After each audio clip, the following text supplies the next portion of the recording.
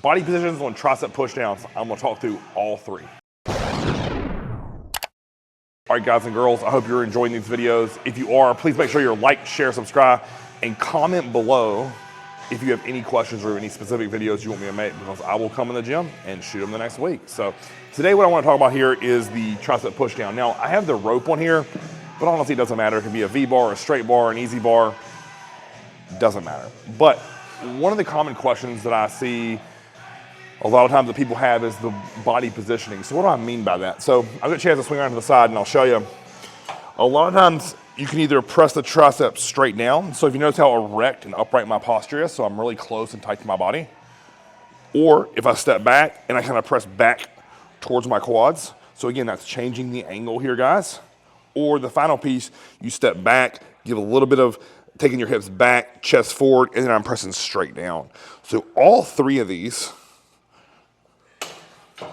feel very, very different.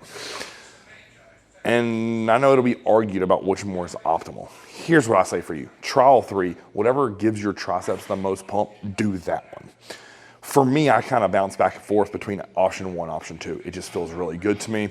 I connect to the tricep, I get a good stretch on it, and it overloads it at the bottom. So again, I'm gonna show you again from the side, option one and two.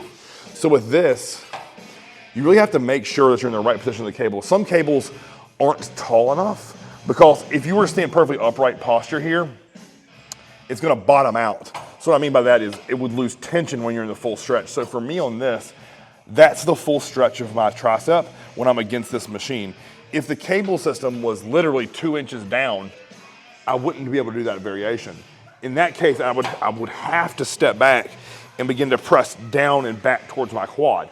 And that solely depends upon the cable station that I'm on and how high it can adjust, and then also my height, right? And my arm length. All that dictates which I'm gonna choose. So one might actually rule itself out, or you could always, I'll show you a cool trick. If you're super tall and you wanna do that, option one, watch this. Literally get down on your knees, and now, you are never, if you bottom a stack doing this, you should be in the NBA. Like, right there, just kneel and do it. Let's talk about difficulty of all those in terms of the weight I'm able to lift.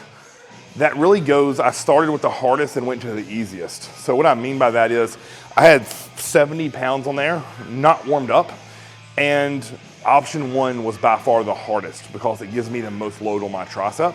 As I step back and then begin to press down, it becomes easier.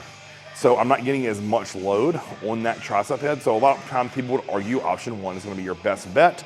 And then as you fatigue, you can even do an extended set where you go straight up and down, back up, and then fully back up. So let me show you some examples of that, and I'll let Chad swing around.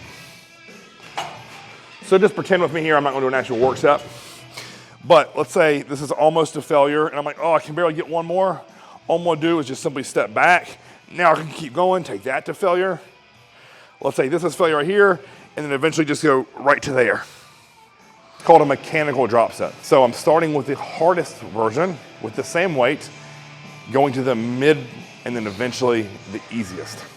All the same weight, it's just a way to extend the set here, guys. So with this, I know there's probably tons of boatloads of science that shows you which one you should do. I'm telling you, try it with different attachments, and pick the one that you feel the most in the portion of your tricep you're trying to feel the most. So let's say I'm on the lateral head, I like a more upright posture, really driving my hands apart. If I want the long head of my tricep, I like to kind of step back a little bit and really drive down and squeeze that long head. So again, that's very intricate details there. You may not, depending upon your level of muscle mass as well as your thought process and connectivity to your body, you may not be able to tell those little details, but as you begin to train, I'm telling you all day long, you'll be able to feel that and know which one fits better for which scenario when I'm pressing for triceps. So again, if you ever have any questions, guys, about tricep training or attachments, or maybe you like one stance I didn't even list here, post that below, we'll talk about it. But until next time, like, share, subscribe, grab my CV.